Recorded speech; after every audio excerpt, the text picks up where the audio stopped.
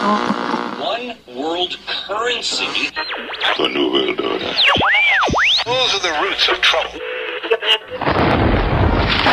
I imagine that right now you're feeling a bit like Alice, tumbling down the rabbit hole.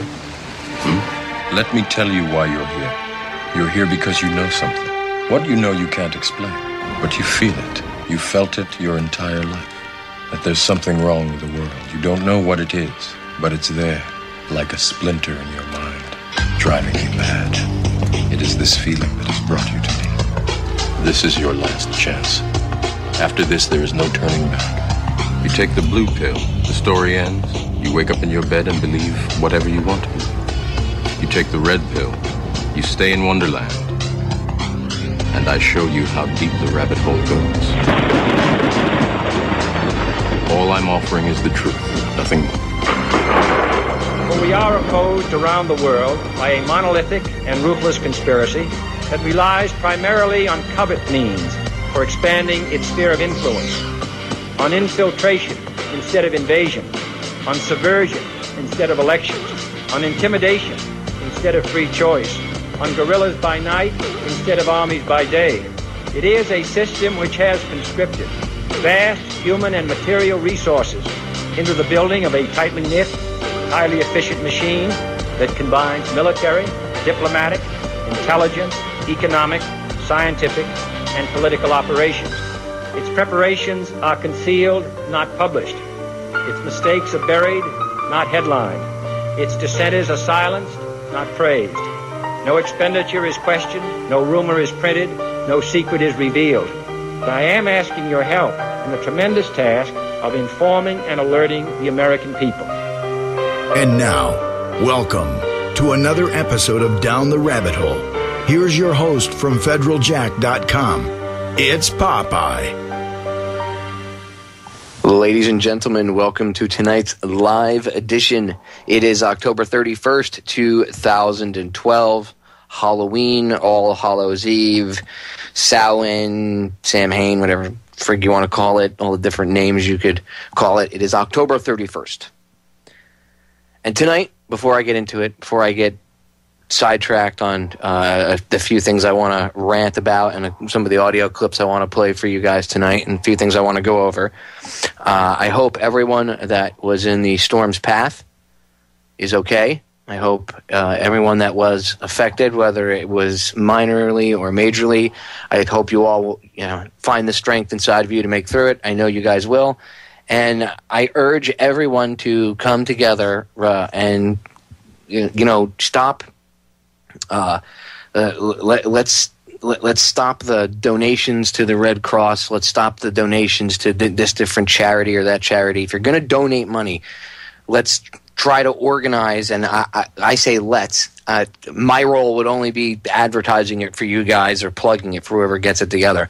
But somebody up there, somebody close. I'm over for 1,500 miles away from that, but somebody around there, there's plenty of people, okay, around New York City and the New Jersey area. Somebody organize something. Let's get some real community charities or whatever the frig you want to call it going, that people, if they want to donate, the money that they donate will go to help out the affected people from the storm. And yes, it could have been much worse. But it was pretty bad. I mean, there's some houses that have burned down. The Jersey Shore sustained a lot of damage. Seaside Heights is screwed up royally. Tom's River is flooded. There's a lot of areas that are affected. It could have been a lot worse. The amount of deaths that happened, there were people that did die. A lot of it was from falling trees and the like, and probably some down power lines and things. But it could have been a lot worse. The storm, for the size of the storm, it was only a Category 1, and it diminished in strength rather fast compared to if it was something bigger like a Category 3 and it sat there for maybe 8 to 12 hours and just spun. The damage could have been much worse. So it is bad. Let's look on the bright side that it could have been worse. And for the people that did lose everything, we need to come together and help them out. So I urge the local people in the area to get together, form some sort of community whatever, And if some people want to donate money, then you can donate money to that. And we have to have, obviously, an accounting and stuff. But let's do it at a local level so that we know not some big corporation is going to get it. We know that the people that are affected will get it. Or if you're in the area and you weren't affected, if your house is okay and you know that there's a group of people in your town or your city or in a local city around you that lost their homes, everybody could come together as a community and offer a room in the house to the people for a while. I know. Look, that's saying a lot. I know it is. And I'm just throwing ideas out there. What I'm saying is we need to come together as a community. Don't wait for FEMA or the federal government. I've already seen stories where people are bitching and moaning at their local governments at the steps of the city hall. Well, why haven't you gotten us food yet? Why haven't you gotten us water yet? Because it's not their responsibility to get you food and water. It's your responsibility to get you food and water. Should have been prepared beforehand, right? So that way, if this came down the pike. But see, I understand the bigger picture. Everybody's made and trained to be reliant on the government. So this was an inevitable outcome where people are not going to be prepared, and they go to the governments and they're saying to the government, well, we need this, we need that. Look, the government's not going to be able to help you efficiently. You can see the bureaucrats are overwhelmed. They don't know what to do. So the citizens need to come together as a community and help each other. So I'm urging everybody to come together, help the people that are affected. There really are people affected by this storm.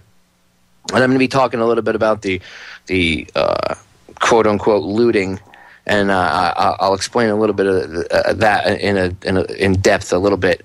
But I really want to stay with this for a second. I urge people to help out. Community. Let's use this as an example to show, A, that we can come together and we can make it through bad stuff. Okay, it could be a learning experience for a lot of people. And B, this ought to show people that I guess all those crazy preppers aren't crazy preppers, because there's gas lines because people are running out of gas. I know a lot of people that I have a friend of mine I talked to said to me, well, why was it a big deal? I had like a half a tank before the storm. I said, you should have topped your car off. But again, people up north, not many people up north are used to hurricanes like we are down here in South Florida.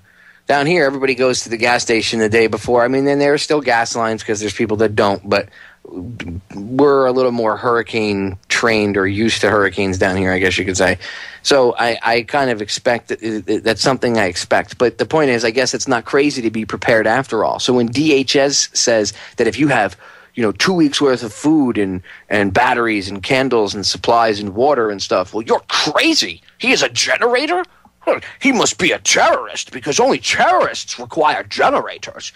This country is America. We never experience anything that could require a generator unless it's a hurricane hitting the Northeast. Then that might require generators because the power's going to be out for a few weeks. So, I mean, you know what? They're not a sponsor of mine, but go check them out. I know that they sell good stuff. Go check out Solutions from Science. These guys have solar-powered generators. Go look up other places that have solar-powered generators. See if you can find generators that are propane-driven. There is stuff out there. There's more than just being reliant on natural gas. But this should serve as a warning to the people in the Northeast and to everywhere that, look, you should be prepared. It's not wrong to be prepared for a storm. It's not crazy or insane to be prepared for a scenario like a storm like this hitting the Northeast. Now, you could argue over whether the storm was, steered into the Northeast or not. That doesn't have it has nothing to do with the section or the topic I'm focusing on right now. Okay, that's a different aspect of this whole thing altogether. When it comes to being prepared and stuff, that's semantics. This should teach people to be prepared, basically. We can learn from this. We can turn this crappy, horrible experience that people are going through into something positive. There can be something learned from this. There can be positive outcomes brought from this. So I know people are going through some rough times, and if somebody gets an organization or a foundation or whatever, or a little charity or local, and it's got to be local, and it's got to really actually, I've got to be able to see that it's really going to help the people out, I'll plug it all over the place. I'll bring you guys on, whoever, puts it together. And I'll have you talk about it, and we'll get it out there. See if we can get other hosts to do the same thing. If it's really good and it's really going to help people, and if somebody puts together, maybe start like a local community group where everybody gets together. Like I said, and you guys offer if someone has extra space in their house, you offer to help somebody out and give them a place to stay and take a shower. I mean, there's people that literally lost everything they own, no clothes, no nothing. The only clothes they have are the clothes on their backs, which that happens every time there's a natural disaster. So let's come together as a community and actually be effective and do something. How about we do that instead of just throwing money at the problem? All right, we're going to break. We'll be right back. Don't go anywhere. Ladies and gentlemen, I don't know if you have heard, but we recently added a new host to our lineup. We have a morning show. It airs from 8 to 10, obviously Eastern Standard Time, here in the mornings. Host's name is Rudy Z. Show's called Wake Up Call. And I got to tell you what, I like his show. He does an awesome morning show style broadcast, but it's got truth. He talks about important information. He talks about things that people need to know about. So I think it's a good mix. It comes across very easy to digest. So Rudy, if you're listening, great show, brother. Check them out, ladies and gentlemen, Monday through Fridays, 8 to 10 Eastern Standard here on the Orion Talk Radio Network. All right. Going into break, I was talking about Hurricane Sandy. And I don't want to beat a dead horse. I've been talking about this for 3 episodes now. So I'm going to move on to a few other things. But there is a few things that need to be covered, and it's rather important when it comes to this. So I want to get this out there because, again, there are lessons to be learned from this. When mistakes are made, we can learn from those mistakes and move on and evolve, hopefully. Otherwise, if we continue doing them over and over again, then that's the definition of insanity.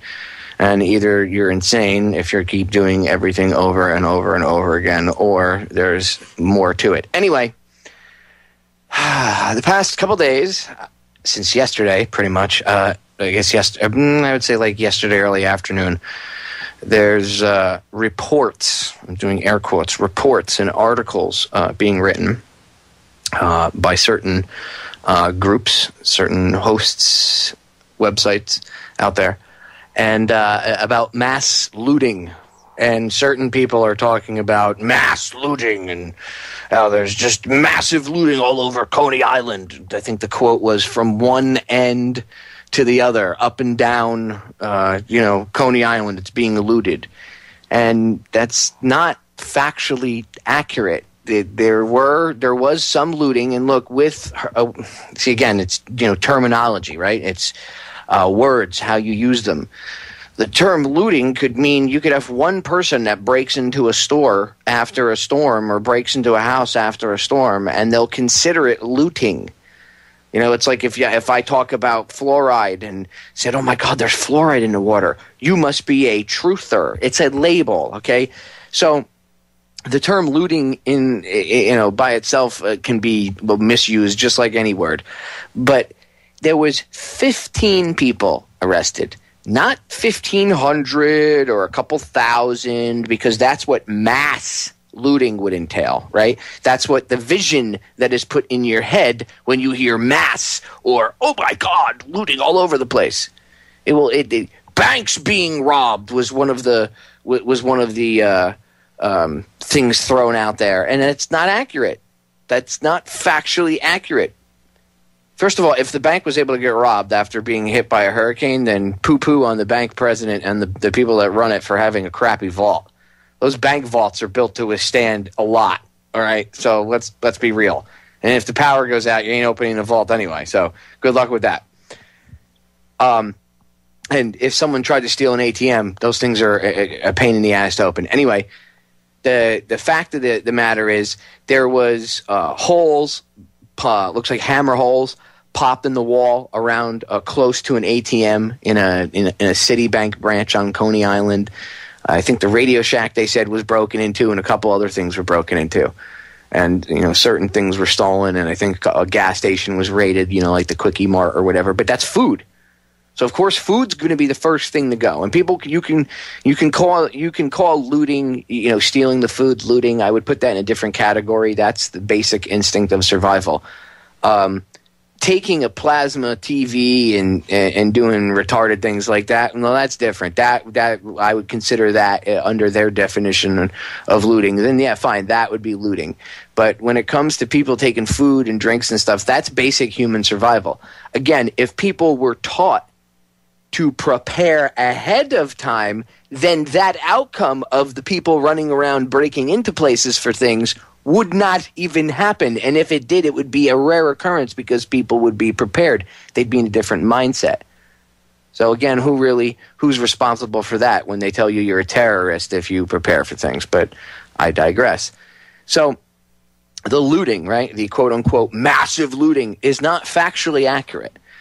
And it's important that we be factually accurate because, yes, there were people that were looting, quote-unquote, but there was only 15 people arrested, not 1,500 or some other astronomical amount, okay? Here, if you want to, just to back it up, I'll play you, it's like a 40-second audio clip from 1010 Wins, which is one of the local stations up there. Listen to the news report right from 1010 Wins themselves, and you'll see. A thick coating of slimy mud covers sidewalks and streets here on Mermaid Avenue. The watermark on the Rite Aid, 5 feet above the sidewalk. But Peter at New York One Beauty Supply says not all the damage is from Sandy. The water around Pizza Heights. But the water didn't take the cash register. No, it's looted. Someone drove a vehicle through Peter's metal doors, robbed and trashed the place. Next door at Citibank, branch manager Tony says the hammer holes near the ATM look suspicious. A mess, a big mess, a mess you'd never expect. Heart-wrenching. Over a dozen arrested for looting, but the police presence now is tremendous. Al Jones, 1010 Wins on Mermaid Avenue in Coney Island. So there are police out there, okay? Obviously, it was a smash and grab thing. Somebody saw it was abandoned. They drove up. It was probably the same jag-offs that put the pickup truck through and grabbed the cash register. They probably tried to see the hammer holes. I would guess would be to punch a hole in the wall to look in to see how the ATM was anchored and if they could pull it out really quick with the pickup truck because they had to be fast. They had to get in and out, So, I mean, that's what I would guess. Now, was the bank robbed? No. Robbing a bank, to me, when I hear bank robbery, I think guy in a ski mask walking in with a gun or whatever he's dressed up as. I have a bomb. Whatever the friggin' case is, that's bank robbery. Punching holes in the wall to see if you could steal the ATM or not, well, technically, if they had robbed it, yeah, I guess you could say it'd be technical bank robbery, but ATMs get stolen all the time. So to attribute this to try to make it, oh my God, they're robbing banks, the flames, wow, the Coney Island's on fire. I've heard that before. Where have I heard that type of broadcast before? Reminds me of about 12 years ago. Cooper was right. Anyway, don't buy into the fear, okay? Do a little investigative research yourself. Yes, there is looting going on. I got a message when I put out a thing on Facebook earlier today. Somebody commented, I was saying, hey, everybody needs to calm down because these stories of mass looting are bullshit. And somebody was like, well, you wouldn't know because blah, blah, blah, I live here and, we're trying to move stuff out of the house so when the looters come back. Oh, but you mean they're not there now? Well, no. Well, then that means that there's not mass looting. Somebody might have broken into a few of the houses. That happens. How about if you had guns and you stayed at your house to defend your property? Isn't that a novel idea? See, down here in the South, we do things differently. I'm just telling you, it can be done differently. There is a different avenue of approach. So, and I'm not picking on anybody that's had anything stolen. Anybody that breaks into someone's house after a tragedy like this is a world-class piece of shit. And somebody should stay home with a bat so that you could teach that person a lesson that maybe they'll learn and maybe they'll remember if they survive the lesson that gets taught to them. It's really simple. And I'm not, again, my heart breaks for the people that were affected by this storm. But going out there and trying to scare the crap out of people in order to get viewers and listeners and sell a DVD is not cool.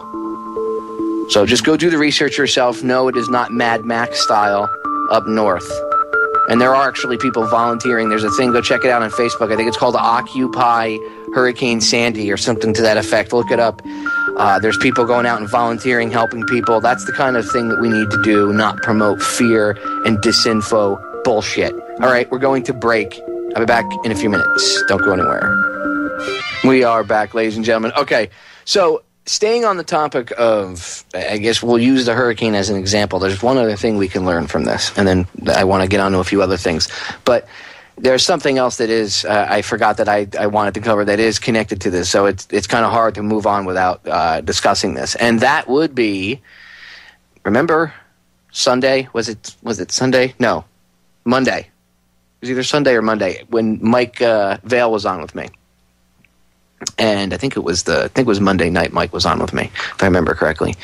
And it was Monday night because Bob was on with me Sunday. So Monday night when Mike was on, we were discussing the pictures about the storm and the shark picture. There's a couple different pictures of sharks swimming around. And yes, that has happened. With storm surge, sharks and fish naturally get caught up in it and get moved up. But I don't know if any of those, first of all, some of those pictures could have been photoshopped. Second of all, I don't believe any of them were from this hurricane. If you go out and you research, like the one, somebody put a picture up on Facebook and it's 142nd Street, I think it said. And you'll hear me talk about it in the broadcast with Mike from the 29th of October. And it turns out it was from a storm, whether it was just a tropical storm or a hurricane or whatever, but it was from a storm in Puerto Rico from a couple years ago. So yes, it did happen, but it was from flooding from a storm that was not here. It was in Puerto Rico, had nothing to do with Hurricane Sandy. So when I was talking about that, I had mentioned that CNN had even reported some false, erroneous crap. And I think I got sidetracked because I don't remember talking about it, and we ended up getting, because there was just so much disinfo floating around out there with all the memes on Facebook and all the crap going out on Twitter. So, I mean, it is the danger, like I said, of having this instant connection via social media. Everything is, when it comes to this stuff, it's a double-edged sword. So this is one of the downsides to it. It's not that you have to freak out and go, oh, well, we should stop using Twitter or social media. You have to understand the downsides to it and learn how to deal with it properly and, learn to maybe filter things or what to look for. Anyway, CNN, because this is the part that I want to cover, they talked about 3 foot of water in the New York City Stock Exchange. And I had a couple people messaged me on Skype and messaged me on Twitter and stuff and said to me, oh my God, Popeye, what do you think of this? Holy crap, blah, blah, blah, blah. And I said, and this is one of the reasons if you've noticed with federaljack.com, a lot of times I cover, breaking stuff that's going on. But if you notice, I have slowed down immensely with just being part of this, repeating everything that's out there in this news cycle of alternative news media, because the alternative media, we've created a news cycle that we follow just like the mainstream media does. We've kind of created the same model, and I don't want to get caught up in this repeating of info, and a lot of it sometimes ends up being disinfo, and that has a lot to do with this instant access via social media and all these pictures going viral and getting spread all over the internet. And oh my God, did you see the pictures of this or the pictures of that? And holy crap. First of all, that kind of stuff breeds fear and panic, which is no good in an emergency situation. And second of all, then when you start crying wolf, when you do send out real photos of maybe somebody trapped on a roof or somebody that needs help, people are going to go, yeah, that's from a different storm or whatever. And it makes it hard for people to differentiate between the real stuff and the garbage. And some people will tune out. And you can tell me, oh, watch the mainstream media trying to control things. No, that's not. That's the downside of us having this instant access. When I say us, I mean the alternative media and the general public as a whole. we need to control ourselves and not just jump into stuff when you hear stuff. And, oh my God, it sounds HAARP. It's an earthquake? HAARP must have done it. Tsunami? HAARP must have done it. And I'm not saying they don't do weather modification.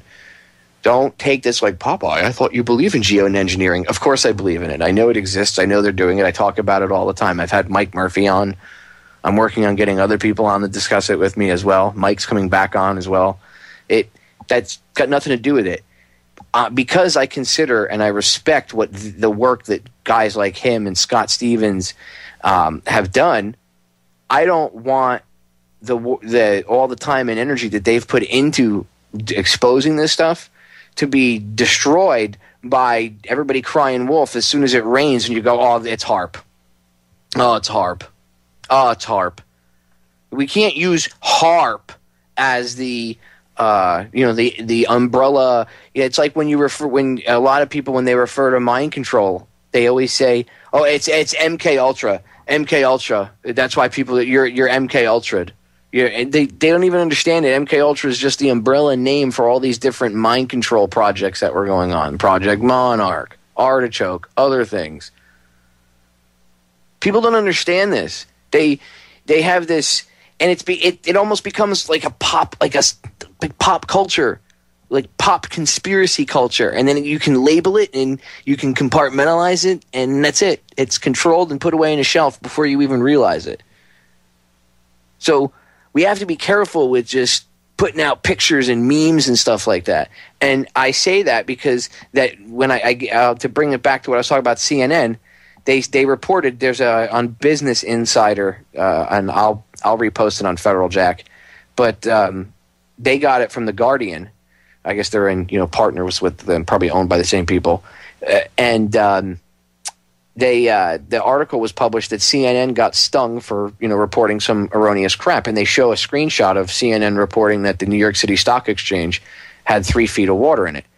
Well, that comes from we'll call it a Shinfo Twitter post or a Shinfo tweet from a guy who actually, interestingly enough, is connected to I think it's a senator who's running for election. Interesting. Candidate for Congress. It's a Wall Street analyst who doubled as a campaign manager for a candidate for Congress. Anyway, he's the one that put out the fake tweet about, it says, quote, breaking confirmed flooding on New York City, or NYSE, New York City Stock Exchange. The trading floor is flooded under more than 3 feet of water. So he puts this out, and now, mind you, the mainstream media bashes the alternative media. They bash, radio hosts like myself and other people, and they'll say, oh, these crazy conspiratards, whatever, right, or whatever they want to call us, or whoever wants to bash us, right, and they'll say, oh, they run off of crappy information that you find on the internet. If you go to wake somebody up, they'll say, oh, where's your phone? Where'd you hear that? The internet? Like it's erroneous. Well, this shows you, where does CNN or Fox or MSNBC, where do you think they get their information from? Twitter and Facebook. That's where. You think that some of the stories they report on are actually, they have people going out and finding this? They have somebody sitting on Facebook looking at news feeds, digging, hunting, listening and paying attention to Twitter.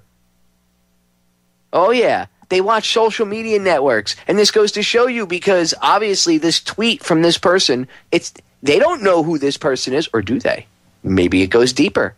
But let's say they don't. Let's say that let's not even go that deep. Let's just look at it at surface, right? At the surface level. They're going off of an erroneous tweet on Twitter.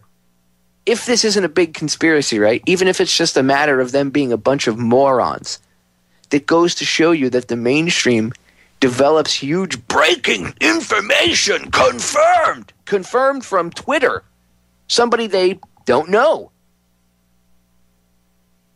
And this guy was putting out tons of tweets, and apparently he got caught, and he's resigned from the campaign, and people are saying, well, he should have charges brought against him. And then, of course, CNN brings up the issue of, well, should you be held criminally liable for what you say on Twitter? They're going to bring it back around to the attack on free speech.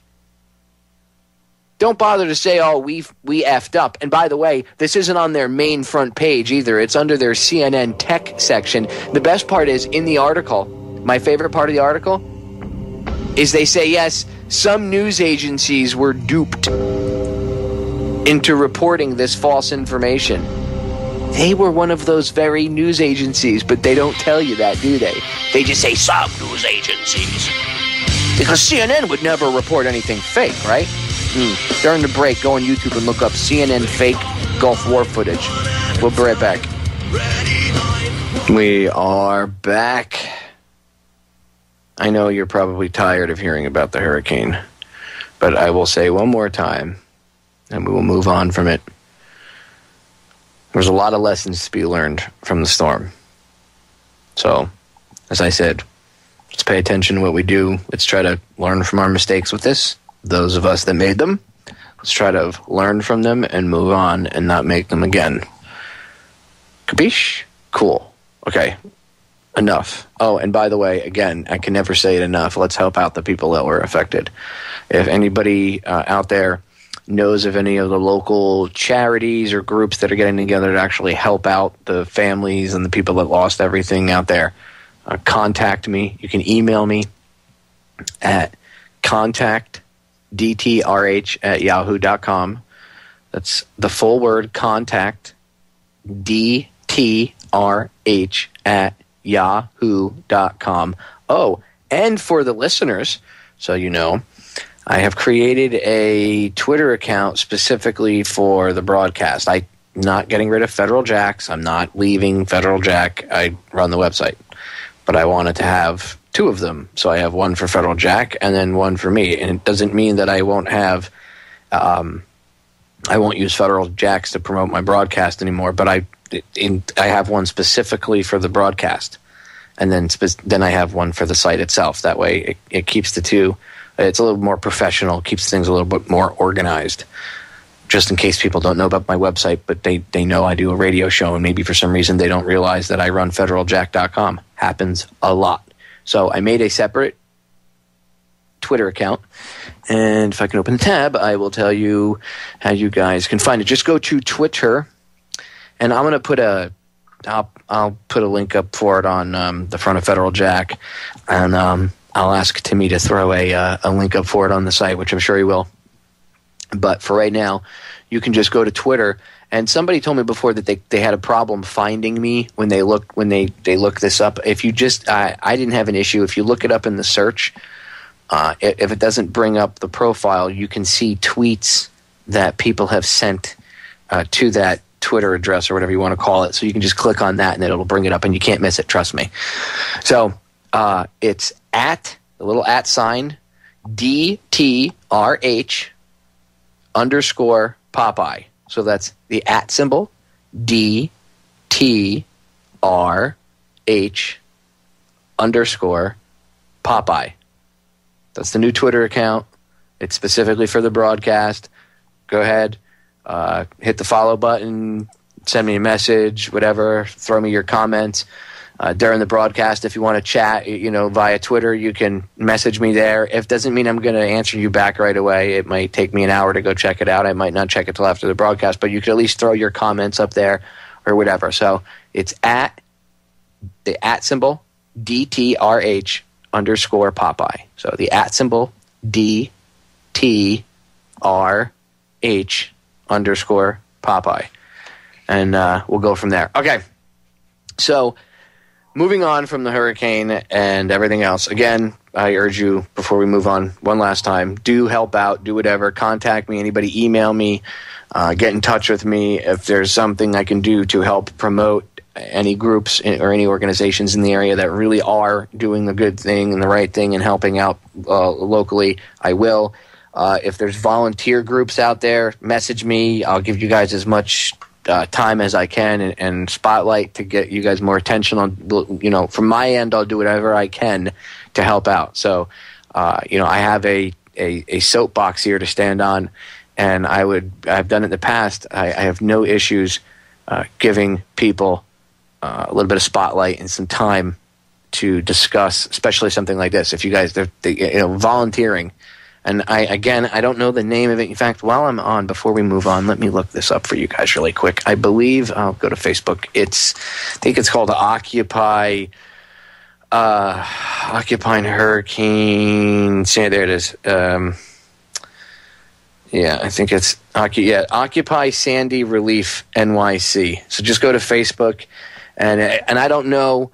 I'm not saying donate money to them or anything, but if you're in the area, you can at least, they tell you on the Facebook page, there's different spots. I saw them listing before, like places you could go to help give food out or whatever. So I'm sure that would be a good starting point for those that want to help.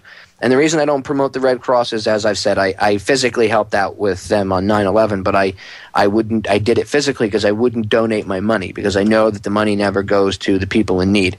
And I don't want to support something that's actually controlled at the very top by the Rothschilds. So I have no need to do that. I'd rather actually go out and help people than just throw money at the problem. I throw my humanity and my time and sweat.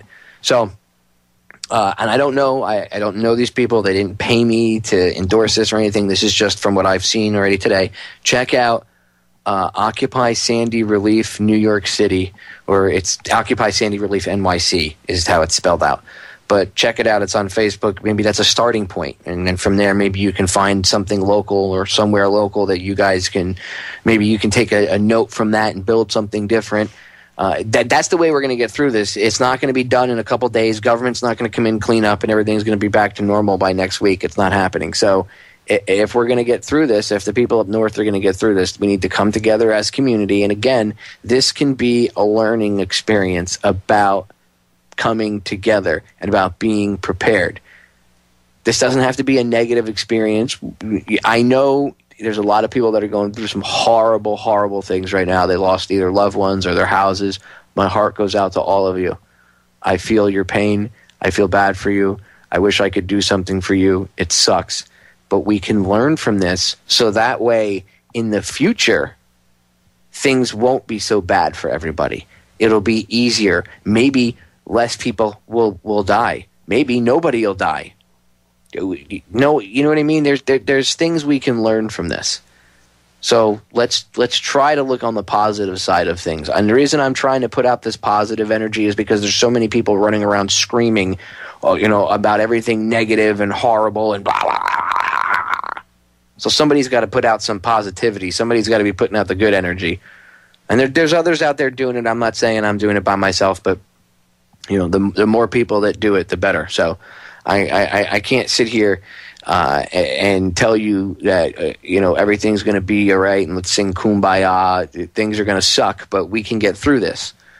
I'm realistic, but I try to be positive at the same time about it. We don't have to try to put spin on things or hype things up that aren't true or blow things out of proportion. There's no need for that. Let's take that energy and let's focus it on something good. Let's get, again, community organizers together. Let's get people together and go out and help. Bring socks, clothes. Let's try to get these people, the government, it's going to take them, they're already admitting, even on 10-10 wins, I was listening earlier today, they're like, just remember, it's going to be a while, before, with all the government red tape before people get any money to fix things. So you can apply for the FEMA money, but then it's going to take you forever to get it, and you're still not going to have a place to live. So, ladies and gentlemen, let's help these people. You want anybody out there that's, the volunteerists and, the anarchists, you guys are always saying, hey, we don't need government. We can do things better on our own. Well, then let's get together and show them. Let's use this as an example. Let's get all the volunteerists out there. Let's everybody descend on the New York City, Jersey area, Jersey Shore area, and help these people. There's a lot of people out there that believe in volunteerism. So let's show them how it works. Let's not sit behind a computer and say, we could all volunteer and things could get done. It would be great. Let's just do it. Let's do it.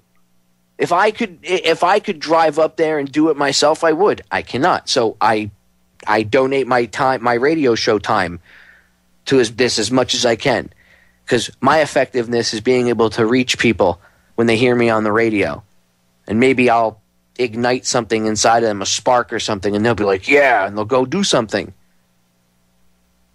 I'm urging everybody, do your part. If you can go help, if you're into volunteering, then let's show them.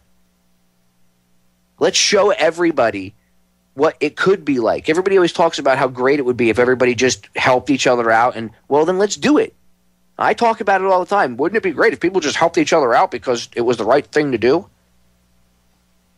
And everybody's always cynical. That'll never happen. So let's make it happen. Let's actually be the change that everybody says that they want to see in the world, right? They love that quote from Gandhi, be the change. So if you're going to be the change, literally be the change. Don't sit there and hope and pray for it or bitch and moan because you hoped and prayed for it and it didn't come. Go out and do it yourself. I always talk about making the powers that shouldn't be irrelevant, the controllers. Let's make them irrelevant. So let's make them irrelevant. Let's show the rest of the world how irrelevant they are and their control system is. Let's step up to the plate and everybody get together and help out the people that have been affected by the storm. We can affect so much positive change. Let's do this. Form groups, organize, message me. I'll have anybody on that I can. We'll promote it. We'll promo the hell out of it. Get people out there to tune in and find out what's going on. Get connected and help out. That's what it's about. We need to take our humanity back and start throwing humanity at the problem and not cash, because that doesn't solve a damn thing. All right, hour number 1 up, hour number 2 coming up. Don't go anywhere. We'll be back in a few minutes. Ladies and gentlemen, we are back with hour number 2 here on tonight's live edition of Down the Rabbit Hole. I am your host, Popeye, from federaljack.com.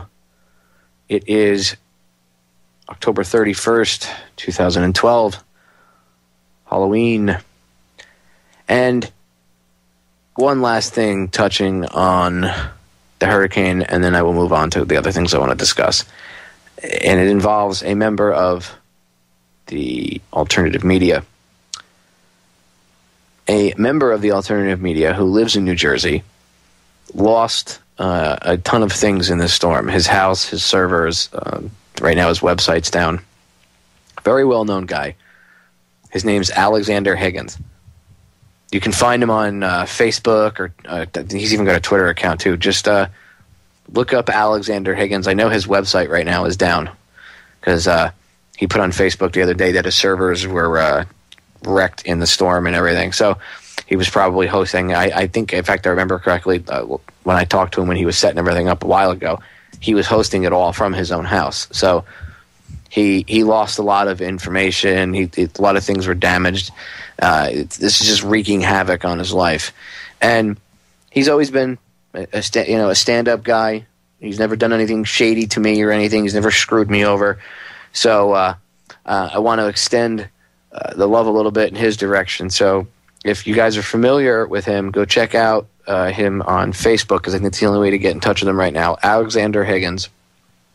And when you find him, hit him up. If you don't know who he is, he's an investigative journalist, like independent investigative journalist from Jersey, and they got hammered this past weekend with the storm where he lives, and everything was pretty much destroyed.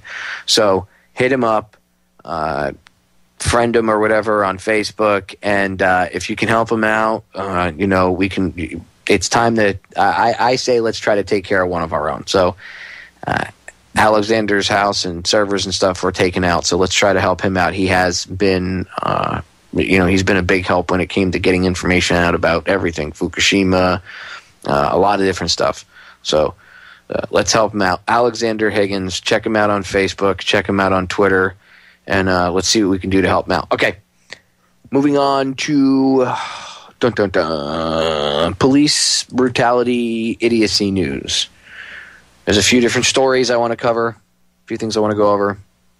One of them is a cop tasering a 10-year-old boy after the kid makes a smart-ass comment about cleaning his patrol car.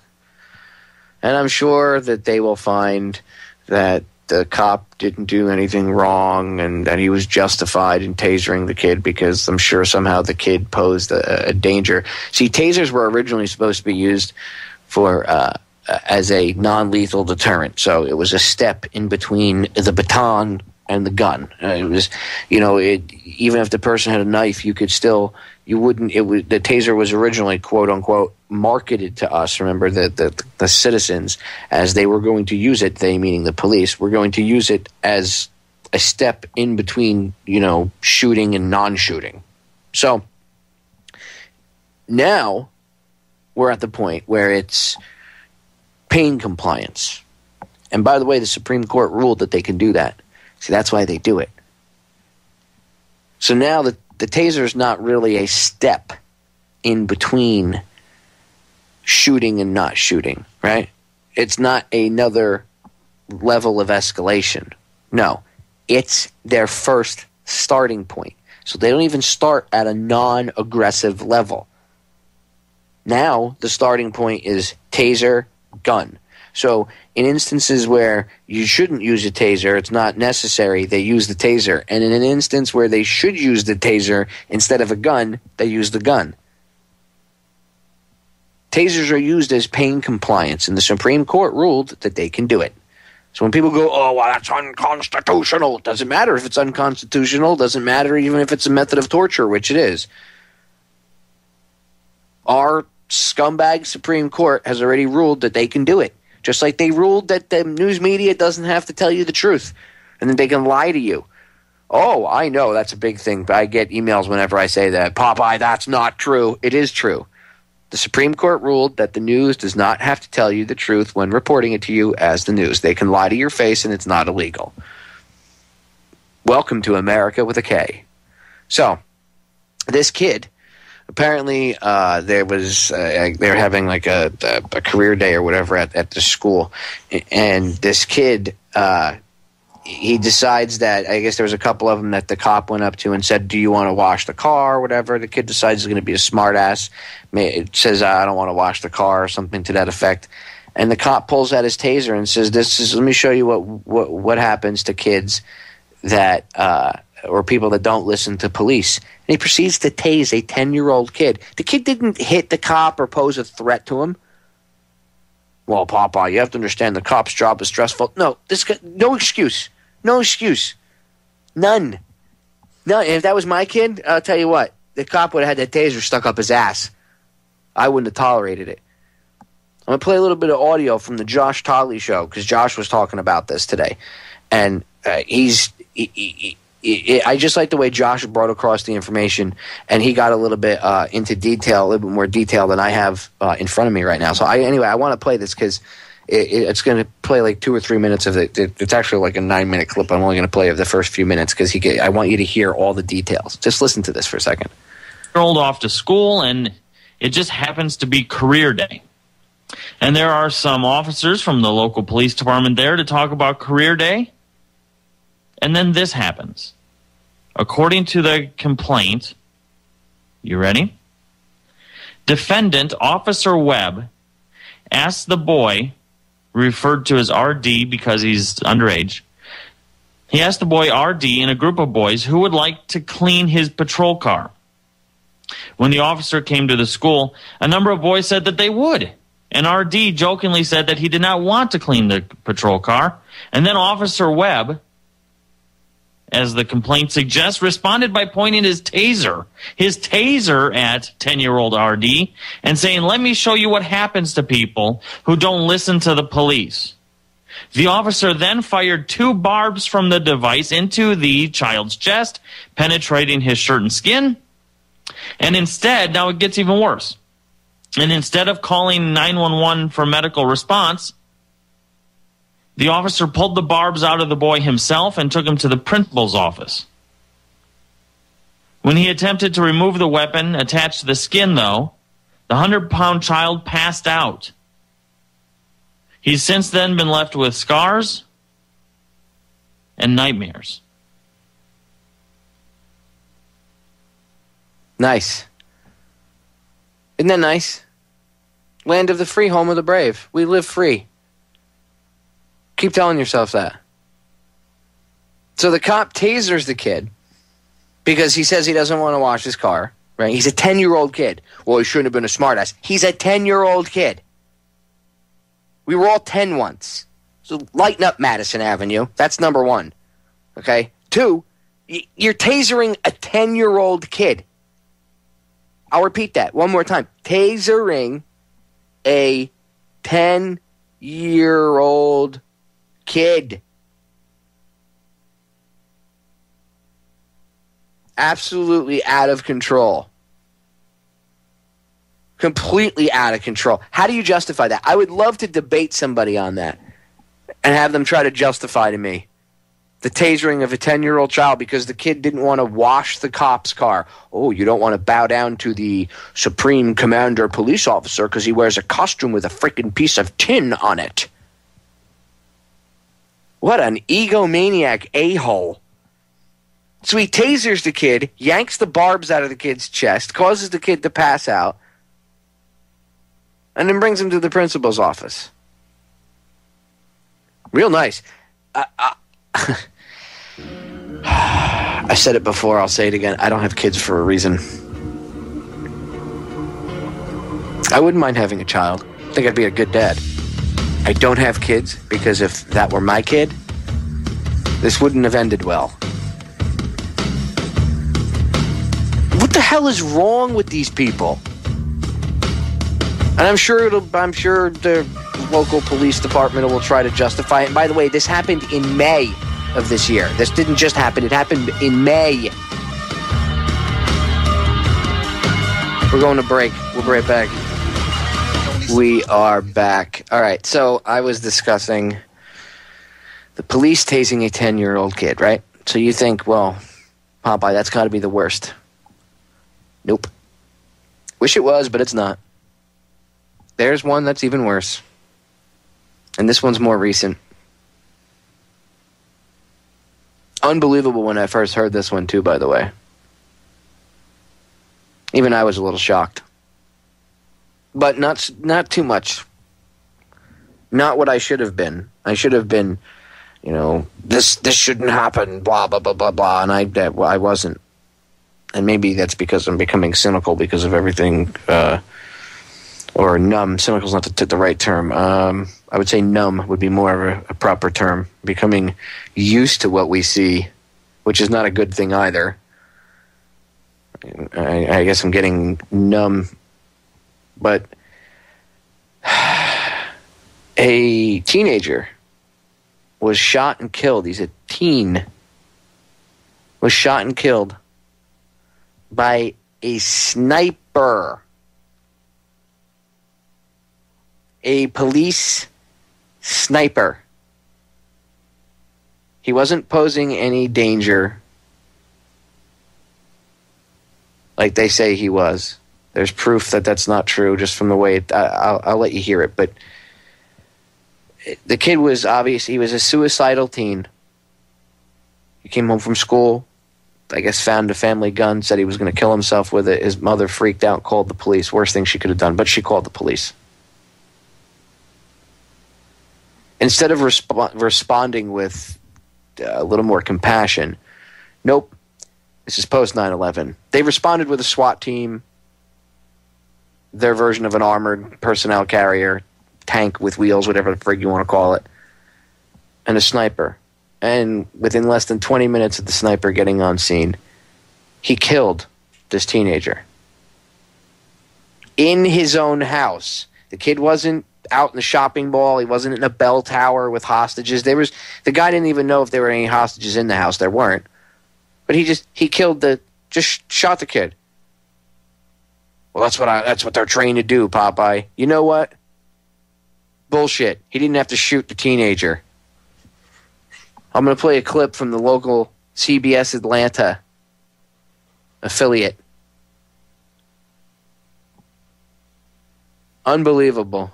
This is where we've gone in 11 years. I mean, I know this stuff happened before with Waco and Ruby Ridge, but I would say in the past 11 years it's been accelerated. This is where we've gone as a country. Welcome to the police state. On CBS Atlanta, the parents of a teen gunned down by a police sniper share their horrific story.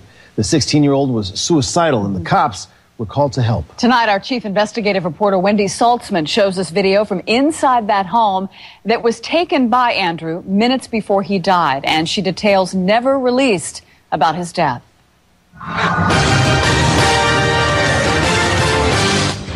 Like just about any other kid, Andrew had had a bad day at school. The pressure was so overwhelming, he grabbed a gun and threatened to kill himself. His mother called the cops in desperation, hoping an officer would come talk to him. But what arrived was an army of deputies, an armored tank, and a sniper. We'd still be sitting there today if it weren't for that very, very aggressive act that he made of ramming the gun and the pistol straight through a glass door at our officers. These words uttered the day after the shooting by Cherokee County Sheriff Roger Garrison paint a picture of a dangerous gunman taking aim at his officers. Had that officer not taken the action, there's a good chance that one of those negotiators that were there, who also has a family, would not be going home today. But the other side of this story has never been told before, about a boy described as a pacifist who some say was needlessly killed. Would you have ever called the police if you knew this could have happened? Oh, that's the one thing I would have done different today. I would not have called 911. Andrew's parents, Lisa and Nick Messina, Who's my best friend? Are speaking out for the first time to tell what they say really happened to their son. It was May 1st of this year, and Andrew had just gotten a bad grade at school. He just got sad and kind of down on himself and talked about running away, and that discussion kind of went to talk about maybe taking his own life. It just happened so fast, and then he went upstairs. He had a gun in his hand. Messina picked up the phone and called 911. I need you to get away from him if you think he's going to shoot you. Well, yeah, I think he's going to shoot himself. The operator told her to get out of the house. How many cars are coming? Just one, right? I'm not sure. But the next thing they knew, a slew of officers arrived. He brought an army to kill a 16-year-old boy, take out a 16-year-old boy. The teen was inside his home alone with no hostages. He had a .357 Magnum in his hand and was drinking and threatening to kill himself. He took this video speaking to his father on the phone. I do know that I personally don't want to live, so you should probably just let this happen if you really love me. But law enforcement negotiators soon cut off that call. I'm not coming closer. I'll stand right here. I think I'll take a step back. Deputies in combat gear surrounded the home with a frightened boy inside. My son must have been terrified. Terrified at that scene out there with guns and rifles pointed at him. Is that a riot shield? That's a riot shield. Why, I'm not even, this isn't a riot. This is one person who's pissed off. Andrew begged negotiators several times to speak with his father. So, hey, where's my dad? He's supposed to be here. Nick and Lisa were down the street, just a few feet away. Sir, where's my father? Where is he? That just bothers me more. To think that my son was in here by himself minutes before his death, asking for me. About 15 minutes before the fatal shot, Lisa and Nick Messina saw sniper Jason Yarborough walk past them in camouflage with his rifle over his shoulder. The sniper's scope focused at this front door helped him to see clearly, as if he was holding a gun from just 5 feet away. A minute later, this horrendous cannon shot, and he was dead. Absolutely shock and numbness. Like, no, there's no way that they shot him, but they did. Coming up next, the aggressive move the sheriff says Andrew made that led to his killing, and the forensic evidence an attorney says shows the only person at risk was Messina himself. I'm Wendy Saltzman. And what I'll do on the other side of the break, because we got a break coming up in about a minute, I will play the second half of this, which is about another 3 minutes on the other side. And it gets into more of the evidence. Again, local area, local affiliate news, whether it's CBS, ABC, a lot of times these local affiliates end up telling more truth than any of the bigger cable, their bigger counterparts. And I'm not talking about like ABC out of New York. they twist things. But a lot of times the local affiliates, the local stations that might be an affiliate for ABC or NBC, they usually end up telling you the truth. And as with any story, whether it's 9/11 or even something as simple as this, you can see, even like Ben Swan, he's another perfect example. At least they do some real reporting. And I'm willing to bet they'll probably either justify it, or it was either probably justified already, or it will be justified, because they don't care. You know, they're always right. The sniper was right in shooting the kid. You just heard when you heard the kid talking, that was in a video that was taken. Apparently he was shooting himself in a video. Or he was shooting video of himself in the house while this was going on. So you actually heard him a few minutes before he died. Did he sound like a terrorist that needed to be taken out by a sniper? I don't think so. Overreaction just a bit. We'll be right back. All right, as promised going into break, here's the other half of the story about this kid, this teenager, who needed help, not a bullet, was taken out by a police sniper. You tell me if we're in a police state yet. You tell me if the police department's been militarized yet. And you got to see the video. You go to CBS Atlanta, you'll see the two videos. You got to see the video. Just full-on army camo. There's no distinction between police and military anymore. I mean, you might as well just have Delta out there taking the kid out, for Christ's sake. Now to more on the shooting of 16-year-old Andrew Messina. The sheriff says Messina made an aggressive gesture that caused a sniper to fire his weapon to protect law enforcement officers. But new evidence presented only to CBS Atlanta by the Messina's attorney may tell a different story. Here's our chief investigative reporter, Wendy Saltzman. We have not been able to find any justification whatsoever for that Cherokee County Sheriff's Department sniper to shoot Andrew Messina. Zero. Attorney Chuck Pecor is a former federal prosecutor and a former cop who's been scouring through the Messina's case to uncover evidence the boy didn't need to die. There's nobody at risk except himself. You give it time. You don't rush it. You just wait. The standoff lasted little more than an hour when Andrew was killed. The sheriff justified the fatal shot, saying the teen threatened his officers. We'd still be sitting there today if it weren't for that very, very aggressive act that he made. Andrew was inside the house holding a gun and hit this pane of glass. Negotiators were standing here outside of the house behind this wall. In this GBI report, sniper Jason Yarborough said he heard a pop that sounded like a gunshot, and he observed Messina through his rifle scope, pointing the pistol at deputies. But there's one problem. He pretty much had his back to the negotiation team when he was shot. How could he possibly have been threatening them?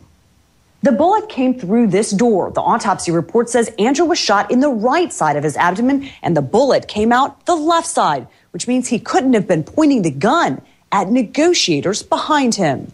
And not a single shot was ever fired from Andrew's weapon. Not a single officer out there, ever.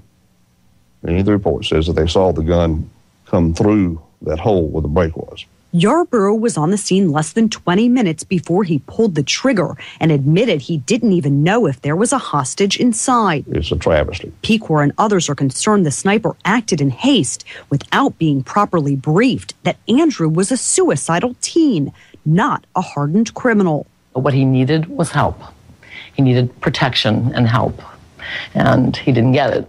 Would this make you hesitate to call the police? I would never call them for help, no. Friends and family are still trying to understand this innocent life lost. Andrew described as a pacifist. As you can see, peace. Whose room decorated with peace signs remains untouched. He could never hold a grudge against anyone. He was the most loving guy you could ever know. I miss how he used to not be afraid to try anything. He was one of the best friends you could have. He always understood. I loved how he was so amazing and accepting. He was the most peaceful person I knew. He should be alive. An internal investigation by the Cherokee County Sheriff's Office and the district attorney both found there was no criminal wrongdoing. We made numerous attempts to interview the sheriff, the sniper, and the commander on the scene, but the sheriff's office refused, saying the case is closed. But it's far from closed for the family. I'm Wendy Saltzman, CBS Atlanta News. Of course it's closed, and of course they justified it, so that answers my question, because I didn't get a chance to hear the end of it. I knew the sheriff was going to do it. I mean, it doesn't take a rocket scientist to figure out how things are handled. They have a playbook. Even if an officer or a deputy does something wrong, you always back up that officer or deputy. We take care of our own. No, that's the problem. That's why the general public doesn't trust any of you. You heard the one lady. What did she say? She said, would you ever call the cops again for help? And she's like, nope, never again. And that was one of the, I don't know if it was one of the family members or I think it was one of the neighbors. So now you have a whole neighborhood full of people that don't trust the police because they overreacted and killed this kid. Overreacted big time. He shot the kid through his abdomen. First of all, it's a hell of a way for that poor kid to die. Must have bled out.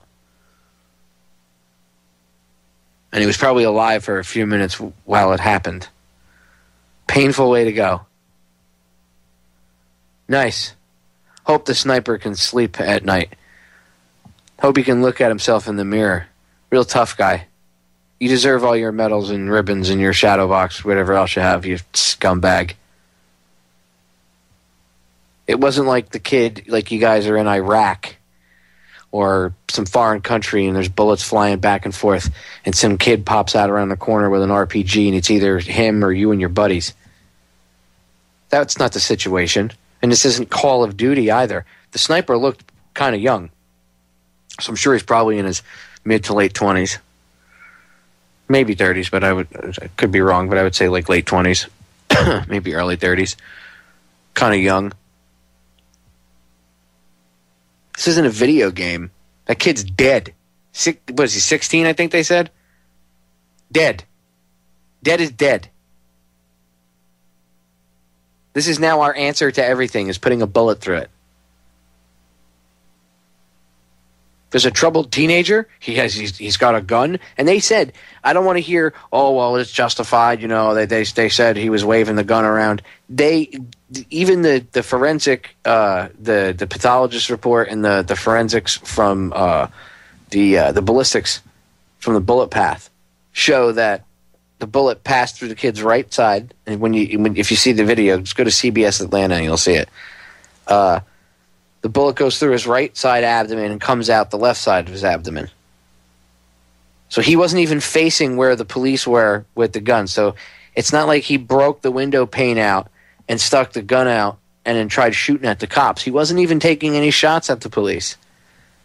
And yet, without being told, take the shot, it's not like in the movie, sir, I have the shot, what should I do? Sir, I have the shot, what should I do? Dramatic music, sir, I have the shot. Do I have permission to fire? No, apparently, I guess he doesn't have to ask for permission. I guess he was weapons free. And weapons free he was.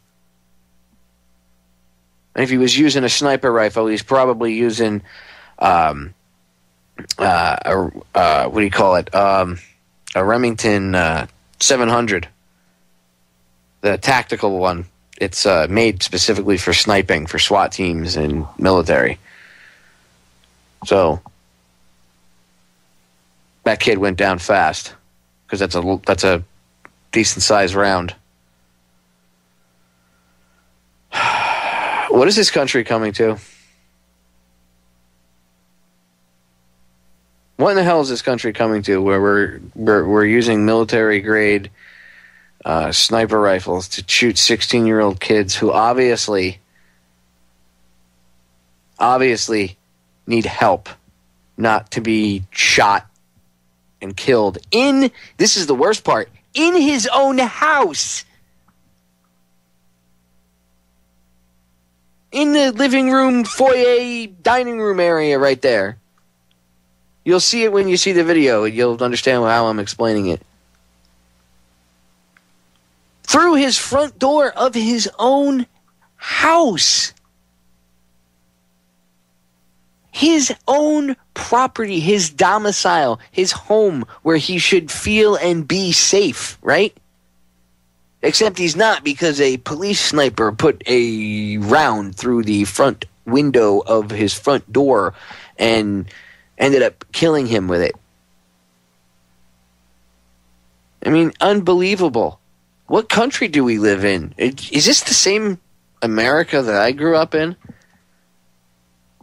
And I know it is, because I know Ruby Ridge, I know Waco. I remember history.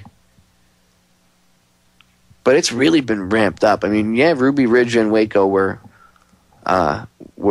bad incidents, but I mean, that was a federal thing. This is local SWAT team. Now it's come home to roost on a local level. People could always say, well, it's the feds. It's the feds. That'll never affect me. Well, now it's come home to roost. Now you got the local SWAT team, the militarized local police department, shooting a teenager. Unacceptable. Unacceptable. There's got to be a way to hold these people accountable. You know, I mean, you can't. What are you going to do? Go to the federal authorities, though? That's not going to help. Catch-22 situation. All right, we'll be back, ladies and gentlemen. Don't go anywhere. Final segment, ladies and gentlemen. I want to thank you all for tuning in, as always, right off the bat, in case I run right into the end bumpers there. Remember, if you want to follow my new Twitter account, if you have Twitter, and Federal Jack will still be active and going, but I have one specifically for the radio broadcast. It is the @ DTRH_Popeye. So @DTRH_Popeye. So enough. Well, there's still a little bit of doom and gloom, but enough with the. I don't think I have to expose any more idiocy with the police. I think that was a bucket full of it. Just unbelievable. The answer is not to fight them either and take them on with physical force, because that's what the puppet masters want. That's what is being arranged. They're getting them all hyped up, them being the police, all hyped up and militarized, and with living on fear 24/7.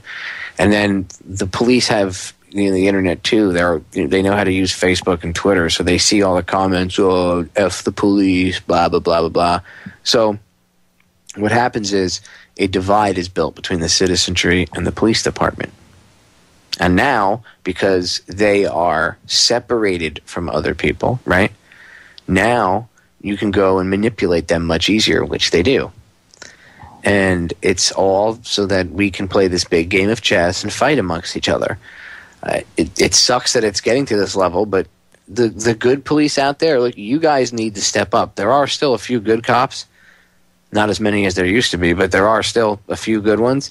You guys need to step up. All you retired guys need to step up. The ones that know what's going on and are awake, you need to step up and wake these people up. This is getting out of control, and it's just nuts, okay? For real. People need to step up to the plate, and they need to stop allowing this to happen. If you're retired or you're a higher, older cop or whatever, you see what's going on, and you don't want to, that thin blue line. No. You need to step up, and you need to start educating these people. And if they block you or whatever, then reach out to another source. Reach out to somebody. Check out the Oath Keepers. Call Stuart Rhodes or whatever. But this is just getting out of control. I mean, seriously, this is something that needs to be addressed. That's why we're all being played. And it's like watching a really bad movie play out right in front of your eyes, and you're trying to tell people, this is what's going to happen if they keep playing us against each other, and nobody wants to listen. And I don't want to fuel that stuff with exposing the rampant police brutality and stuff. But it does need to be discussed, because there are listeners that tune in that might not realize what's going on. This might be their first broadcast, and they tune in and they hear a story about a 16-year-old kid getting taken out by a police sniper. A militarized police police sniper, and then the sheriff says, well, it was justified, so I mean, hey, he had to do what he had to do, right? Because they're the police. So maybe a new listener will hear that and go, what? And then look into it, and then maybe that'll be their shift, the thing that wakes them up and causes them to go, huh? Wow, we really do live in a police state. I mean, they shot the kid in his house. So I don't want to contribute to the divide of us versus them, blah, blah, blah, either. So I had to bring that up because it's important to remember that at a bigger level, we're all being played against each other. And at the end of the day, we're all on the same team. So if we can get these police officers to understand that it's, the people that they're working for care less about them than they do us. If they woke up and realized the reality of the situation, then we as a whole would be stronger and we would be able to evolve. See, part of this evolution is getting everybody on board. We have to stop ourselves from getting marginalized or allowing other groups of people to be marginalized. Well, the cops, they're all douchebags, blah, blah, blah, blah. You know what? There are some of them that are just douchebags. You're right. And then there are some of them that we can, if they could be woken up, if their head was pulled from their ass, they would do the right thing. It's also hard to do the right thing when you're in an institution like that. It's the same thing with the military. I understand because I was in the military, So I understand that how things are compartmentalized and how when you're in an institution like that, it's not as easy as one would, say to be like, well, F the system. I mean, look at what Ryan Brooks went through. Ryan's talked about it on my broadcast and on his radio show. And if, ladies and gentlemen, if you don't know who Ryan is, check his broadcast out, Sound of Freedom, weeknights, 7 to 9 p.m. Eastern Standard Time, 5 days a week, Monday through Friday. Great broadcast. He woke up when he was in the Army right before he got out, and he was trying to wake people up, and they thought he was nuts and crazy and everything else. And it's not when you're part of that system, it's not an easy thing to overcome. So I don't expect cops just tomorrow to be like, oh my God, I heard a radio broadcast last night and my whole worldview is completely different. I don't expect that. But people, family members of police officers that are awake or whatever, maybe you can bridge that gap and talk to them and make them understand that it's not us versus them. It's not the citizens, or where we don't hate them. They're being played. We're being played, and it's like a big game of chess. And that this is going to turn out bad unless we all come together and get this done. And that's what we need to do.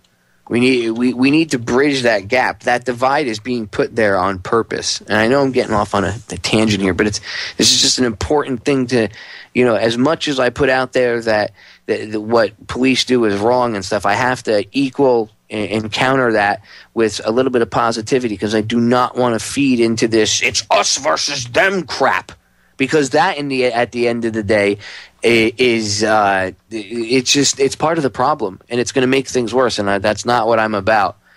I can't just sit here and spew oh my God, blah, blah, blah, bad cops without throwing a little bit of positivity in there. So I had to say something positive, because I just don't want to. I a lot of times I go back and I listen to my broadcasts and I sit here and I go, wow.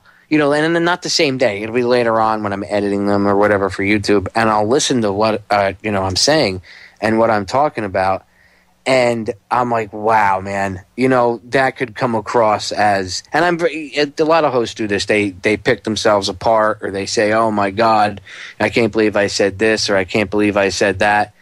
I have a tendency to try to make sure that I'm not coming across, putting out fear and negativity. And I noticed a lot that when I was putting out information and stuff to people and talking about police brutality or the police state or this or that, I noticed that I wasn't putting out as much solution-oriented positivity, I guess, with it.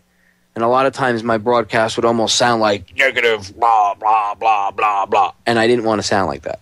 So, I'm glad I got sidetracked on this rant, because it's something that needs to be done. I don't want to just put out a one-sided broadcast. See, I I understand at a bigger level that when I'm broadcasting and people are listening to me, there's a certain, everything operates on a vibrational frequency, and I'm not getting all new agey, but it does. And I'm either going to put out positive energy or I'm going to put out fear and negativity. And I don't want to put out that fear and negativity because that's what causes this divide. That would be me playing into this separation and being part of this chess game. And I'm trying not to be part of this chess game. And I'm trying to get everybody else to not be part of this chess game either and realize that we're all pawns in the same game. At the end of the day, the cops are us and we are the police. There's no separation between them and us. They're trying to create this and then militarize them while they're on their side of the chasm so that eventually there will be no separation. And it's part of a larger agenda, by the way, because they want to break up. There's proposals out there. Go look. They want to make a global, but for the U.S., they want to make a I think they called it a regional or national, whatever, like a national police force. So there wouldn't be Miami PD or New York PD or San Francisco PD or LA PD or Dallas PD. You wouldn't have that. You'd have the United States Police Department or whatever the hell they'd call it. So, we'll just call it USPD for right now. That's what they would have. With no sheriffs, no local police departments, all nationalized. All one standard operating procedure. One big corporation. A monopoly. The power of the sheriff? Out the window. There goes the power of the sheriff. For people that don't understand the power of the sheriff, go do some research. Go do some history. You'll understand that in the county, that whatever counties they reside in, the sheriff actually has more power than the president of the United States in his own county. Yeah. Interesting fact. But again, they have everybody believing that if you're just a sheriff, your job is to issue tickets and stuff like that.